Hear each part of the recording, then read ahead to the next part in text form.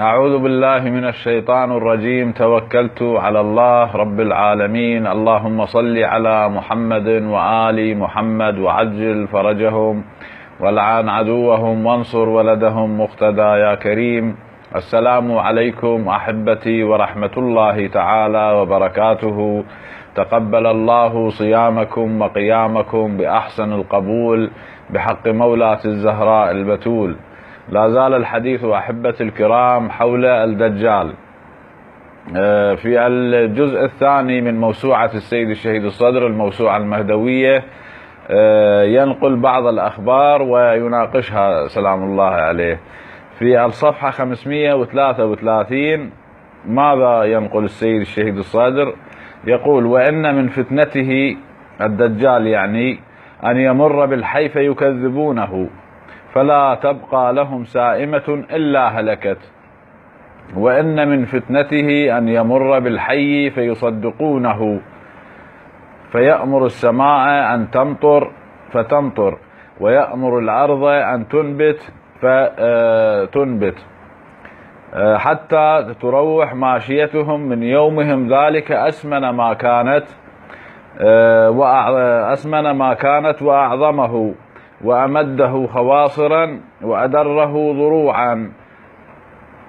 يقول السيد الشهيد: هذا يعني على وجه التعيين أن المكذب للمد المادي الأوروبي والواقف أمام تياره يعاني بمصاعب وعقبات، ويكون المال والقوة إلى جانب السائرين في ركبها المتملقين لها المتعاونين معها. يعني من يكذب بالدجال بالمادية سوف يعيش حياة صعبة جدا، أما من يصدق بها فهذا ما سيملك من المال والقوة الشيء الكثير. أحبتي الكرام، المتملقين لها، المتملقين للدجال للمادية.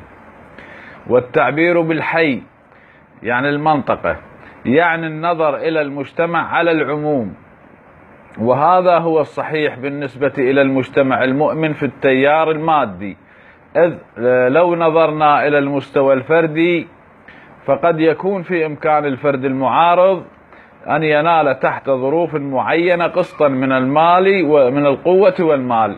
يعني يقول السيد الشهيد عبروا عنها بالحي، هذا كناية عن المنطقة المدينة يعني أو البلدة أو البلد، أنه تكون تملك قوة.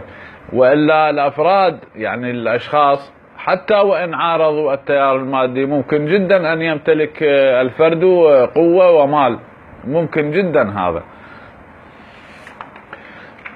يقول السيد قدس سره: والدجال أيضا يدعي الربوبية، إذ ينادي بأعلى صوته يسمع ما بين الخافقين، يقول: إلي أوليائي، أنا الذي خلق فسوى وقدر فهدى، أنا ربكم الأعلى. يقول السيد الشهيد الصدر: وكل ذلك واضح جدا من سير الحضارة الأوروبية وأسلوبها، فإنها ملأت الخافقين بوسائل الإعلام الحديثة بماديتها، وعزلت البشر عن المصدر الإلهي والعالم العلوي الميتافيزيقي، فخسرت بذلك العدل والأخلاق والفكر الذي يتكفله هذا المصدر. يعني عزلت المادية، عزلت المجتمع الناس عن السماء وتمسكوا بماديتها. ماذا نتج عن ذلك؟ يقول: فخسرت بذلك العدل والأخلاق، يعني البشرية خسرت العدل والأخلاق الذي يتكفله هذا المصدر، وأعلنت عوضا عن ذلك ولايتها على البشرية، وفرضت أيديولوجيتها يعني المادية على الأفكار وقوانينها على المجتمعات بدلا عن ولاية الله وقوانينه. وهذا يعني ادعاءها الربوبية على البشر، أي إنها المالكة لشؤونهم من دون الله. هذا أحبتي ما قاله سيدنا الشهيد الصدر قدس سره الشريف في الموسوعة. أحبتي الكرام، من ضمن الدجل والخداع الذي قامت به المادية أو الدجال هو التزوير.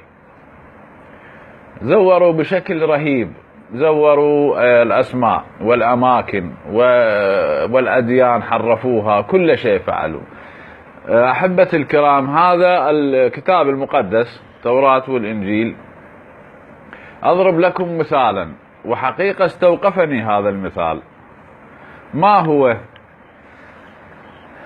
في سفر الخروج الإصحاح 32 يتكلمون عن العجل الذهبي. انظروا إلى التزوير أحبتي الكرام.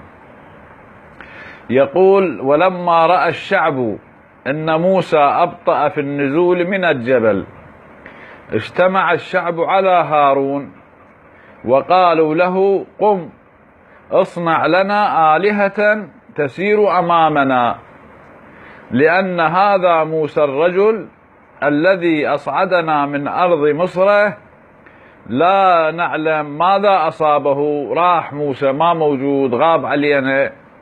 فقال لهم هارون: انزعوا أقراط الذهب التي في آذان نسائكم وبنيكم وبناتكم وآتوني بها. جيبوا للذهب الحلي التي موجودة عندكم، آتوني بها. فنزع كل الشعب أقراط الذهب التي في آذانهم وأتوا بها إلى هارون، فأخذ ذلك من أيديهم وصوره بالإزميل وصنع عجلا مسبوكا، فقالوا: هذه آلهتكم يا إسرائيل التي أصعدتك من أرض مصر. فلما نظر هارون بنى مذبحا أمامه، ونادى هارون وقال: غدا عيد الرب. فبكروا في العيد وأصعدوا محرقات وقدموا ذبائح سلامة، وجلس الشعب للأكل والشرب ثم قاموا للعب. هذا هارون سوالهم عجل حسب التزوير مالتهم، وشربوا وأكلوا ولعبوا. قال الرب لموسى: اذهب انزل، لأنه قد فسد شعبك الذي أصعدته من أرض مصر. زاغوا سريعا عن الطريق الذي أوصيتهم به. صنعوا لهم عجلا مسبوكا وسجدوا له وذبحوا له، وقالوا: هذه آلهتك يا إسرائيل التي أصعدتك من أرض مصر. وقال الرب لموسى: رأيت هذا الشعب، وإذا هو شعب صلب الرقبة، فالآن اتركني ليحمى غضبي عليهم وأفنيهم، فأصيرك شعبا عظيما. يعني الرب هذا مالتهم راح يحمى عليهم على الشعب ويريد يذبحهم. فتضرع موسى أمام الرب إلهه وقال: لماذا يا ربي يحمى غضبك على شعبك الذي أخرجته من أرض مصر بقوة عظيمة ويد شديدة؟ لماذا يتكلم المصريون قائلون، يعني تعيرنا باسر الوادم المصريين، أخرجهم بخبث ليقتلهم في الجبال ويفنيهم عن وجه الأرض. ارجع عن حمو غضبك، لا تحمى على كيفك، واندم على الشر بشعبك، لا تحمى وتندم. هذا أحبتي هذا موجود في سفر الخروج 32. هذا التزوير. لدينا نحن سؤال هنا، يعني نسأله أنه لماذا السامري لم تحكى قصته على الأقل الاسم؟ يعني لماذا أخفي اسم السامري عن هذه القصة؟ وأين السامري؟ يعني هذه كلها تساؤلات مشروعة أحبة الكرام لدى الباحثين، أنه لماذا هذا الدفاع في التوراة المحرفة عن السامري وإلصاق التهمة بهارون عليه السلام؟ هذه تحتاج إلى بحث طويل أحبة الكرام، والنتيجة علمها عند الله سبحانه عز وجل، النتيجة الحقيقية. إنما هناك عدة أقوال سأعرض عنها لأنها تدخلنا في مواضيع قد تخرجنا من بحثنا. إنما من أراد أن يتتبع فليتتبع هذا المبحث، أنه من هو السامري، أين السامري الآن. قسم يقولون أنه هو الدجال وموجود في برمودا. هناك هكذا طرح. مسألة السامري أحبتي والعجل هي من صميم عمل إبليس ومستمر. هذا مرة نناقش من هو السامري شخصا والعجل الذي صنعه، ومرة لا نناقش هذه الفكرة، هذا برنامج هذا إبليسي وخطر جدا، لأنه سوف يستخدم هذا ضد حركة الحق. هذا يستخدمه إبليس في محورين. المحور الأول يضل به الناس، بحيث أنه يصنع سامري، يصنع عجل فتعبده الناس، وسبحان الله تشرب قلوبهم حب هذا العجل. ومرة لا، في المحور الثاني بحيث تظهر جهة الحق يحاربهم بهذا أنه صنميون إلى آخره، كما يحصل الآن حول من يعيب علينا تقليدنا للشهيدين الصدرين واتباعهما. أنا شخصيا نعتوني أكثر من مرة بهذا النوع، مع جل احترامي للصدرين والسيد القائد عزه الله، إنما هذا موجود يعني لا أخفيه. هذا يستخدمها في هذا المحور، فاحذروا أحبتي وراجعوا الفيديوهات التي سبقت هذا الفيديو. قلنا هناك طريق للتكامل. في عصر الغيبة الكبرى يستطيع هذا الإنسان أن يتصل بنفس النبي صلى الله عليه وآله، إذا كان عبدا محضا يستطيع أن يتصل بنفس المعصوم عليه السلام. راجعوا هذه سوف تحل كل هذه الإشكالات. إنه إذا قلنا لا يوجد عجل ولا يوجد سامري فهذا غير صحيح. موجود على طول الخط سامري وعجل.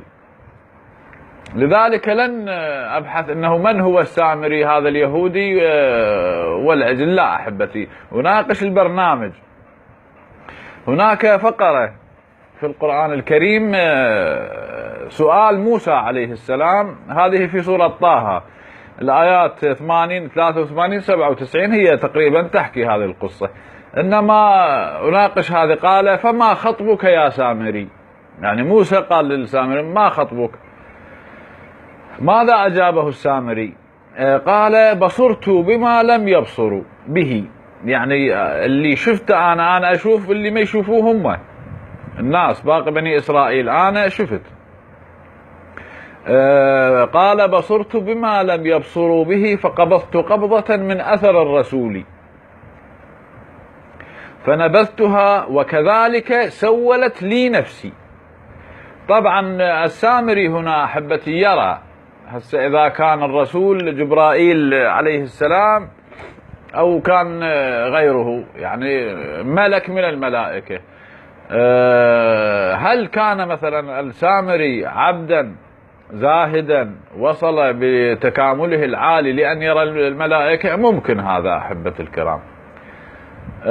وأيضا هو الذي استصرخ موسى الذي ذكره القرآن على إحدى الروايات أنه هو من شيعته، أيضا هو هذا السامري. زين، ممكن أن يكون السامري لا منافق متسافل، تكامله تسافلي فأبصره، لأنه أحبة الكرام يعني الشيطان ومنظومة الشيطان أيضا لديها قدرات لا نستهين بها، إنما هناك مناطق للغيب يستطيعون الدخول بها كالجن والشياطين، وهناك مناطق للغيب العالي لا يستطيعون دخولها. فممكن أن يكون السامري هو منافق متسافل، تكامل في تسافله إلى أن وصل لدرجة أن يكون ابن الشيطان أو بدرجة يعني عالية لدى الشيطان، فيريه هذه الأمور التي يقدر عليها الجن والشياطين.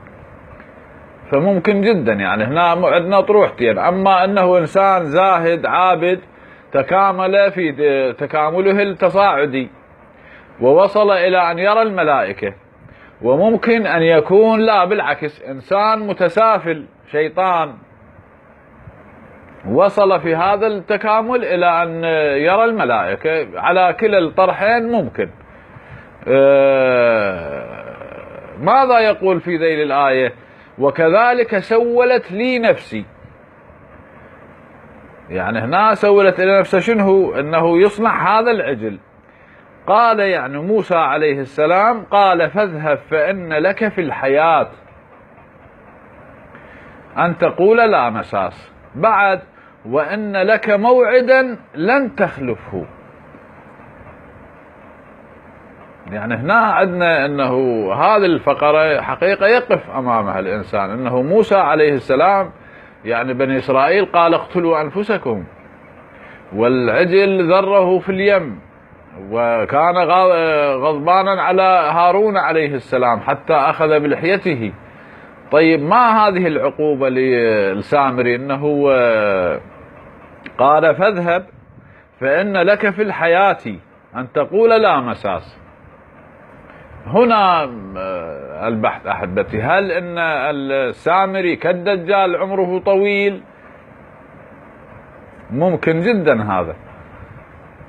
هل هو الدجال؟ هذا ما لا نستطيع أن نؤكده. وإن قلت إن هناك آراء تقول إنه هو، لكنه نحن حسب ما نأخذ بكلام السيد الشهيد الصادر قدس سره الشريف إن الدجال ليس رجلا، إنما هو ظواهر عالمية كافرة. ممكن أن يكون السامري ظاهرة من هذه الظواهر، مخادع منافق أضل الناس.